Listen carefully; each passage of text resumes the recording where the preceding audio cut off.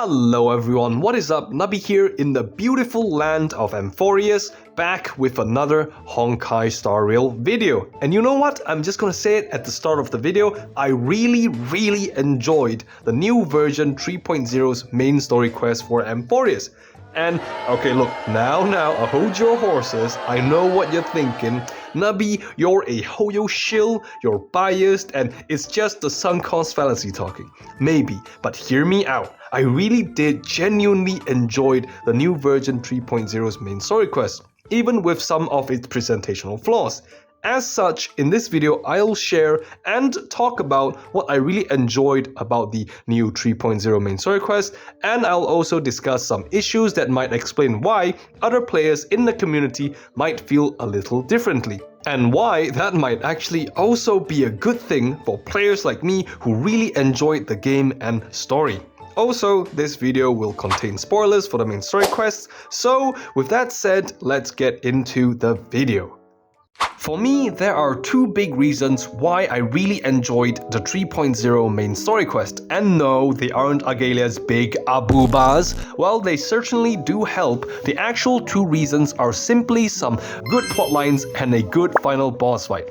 For the plots in the 3.0 story, there are multiple really interesting plotlines going on at the same time. But again, spoiler warning, the March 7th plot was really interesting, like how March 7th isn't reacting well to even being near the world Amphoreus, and how she was basically bedridden at the end of the story with her ice powers seemingly going out of control. Another plot I really liked is the Lord Niasus plot and how it led to a really cool cutscene and the final boss fight, and us learning more about the gods or titans of Amphoreus, specifically the Titan of Strife, because at the start of the story we were led to believe that the Titan of Strife was just some mindless war-hungry god that just wanted destruction. But after going through Lord Niasus' story, we learned that the Titan of Strife is so much more than that, as he is also the god of honor, and he is also right in saying that the world do indeed need strife and death to make it more beautiful.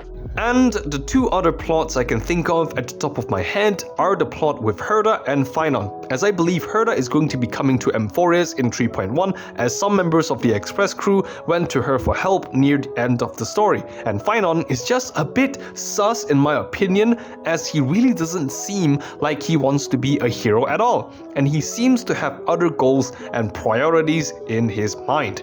Overall, regarding the really interesting multiple plot lines in the version 3.0 story, I am really excited to see how the story develops in future versions of Honkai Star Rail.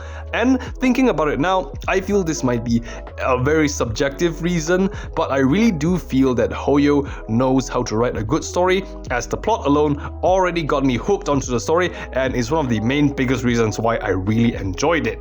For the next reason, which is the final Nikador boss fight, I have to say I haven't had such a hard yet fun time beating a boss in Honkai Star Rail in a really long time. And I want to focus on the word beating here, because I'm not talking about getting all the stars in Apocalyptic Shadows. I am simply talking about beating and defeating the boss without the whole team dying. Because I'm not joking when I said I spent 1 hour trying to beat this boss, constantly dying over and over again and having to try out new teams to just beat the boss.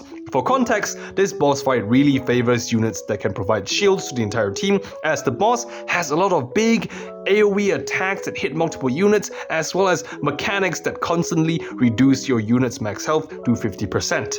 As I didn't have any strong shielders on my account like Adventurine or Japard, this fight was a big problem. But after an hour of failing, I finally beat the boss in normal difficulty using a makeshift team with 2 sustains and 2 damage dealers, using Fushuan, Huohuo, Herda, and Kafka. And even though I had a very hard time with this boss, I really enjoyed it, as it actually forced me to learn the mechanics of the boss fight and actually built a team around the weaknesses of my account in order to beat the boss, which was a fun I haven't had since version 2.0, I think. And it's weird, but it's nostalgic in a way that it made me feel like I was trying to clear Memory of Chaos for the first time, and it was really nice, and this made the boss fight a really big highlight as to why I really enjoyed the 3.0 story, as we are literally fighting a god, and that should be hard in my opinion.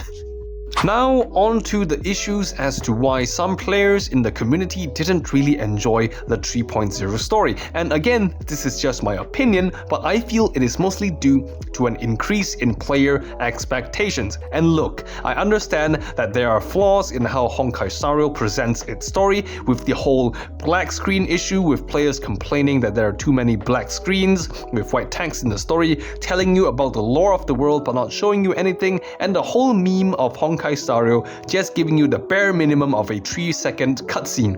But these flawed features of how Honkai Star Rail presents its story has honestly, to me, been in the game since the very beginning of version 1.0, but it has only become a big problem and complaint in the community, to my knowledge, in the recent version of 3.0. As such, I can assume that this is due to player having increased their expectations in how Honkai Star Rail should present and tell its story, and I feel this increase in expectations was mainly caused by other gacha games like Zensus Zone Zero and Wuthering Waves, as with the amazing in-game animations and long cutscenes of Zensus Zone Zero and the top-tier facial expressions that convey so much emotions that the devs are able to provide in Wuthering Waves. These two games alone have set a new standard of what a gacha game can achieve in how they present a story, as both games have really good story with a really good in-game story presentation to match their good story. And a lot of players who play those games will now have this increased expectations in how a story should be presented, and when Honkai Star Rail was still using its same old black screen and text format of telling their story for a big version update with not much visual improvements in animation, this didn't sit well with a lot of players, and it led to a lot more complaints, negativity, and more players not enjoying the story as much because they could not get engaged into the lore.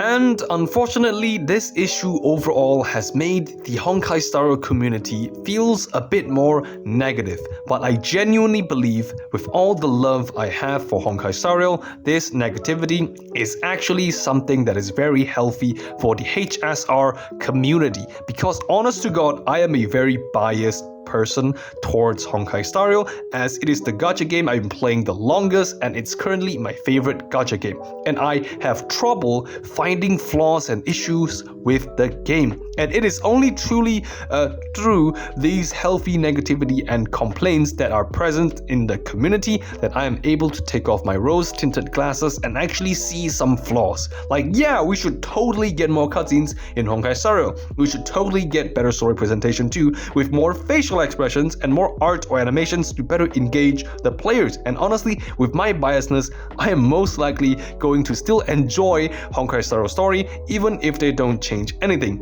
And that is the bad part, because if every player in the community is like me, the game would never improve, because we would never see an issue or flaws with the game and communicate it to the devs for improvements. And I just want to say thank you to all the people who took the time out of their day to make a complaint, make a Reddit post or a YouTube video talking about the dissatisfaction of Honkai Star Rail, because I really feel that they truly play a big part in improving Honkai Star Rail for players like me. And lastly, before I end the video, I just want to give a big shout out to Gacha Smack, because his video was the one that woke me up and made me take off my rose tinted glasses. And if you haven't checked out his HSR 3.0 experience video yet, please go check it out. It is a very, very fair critique of Honkai Star Rail that I feel more people in the community should watch. Anyways, that is all from me. This is kind of another review / rant video, I guess. And yeah, if you enjoyed my opinions, like and subscribe. If you didn't, as always, be sure to call me a dumbass in the comments.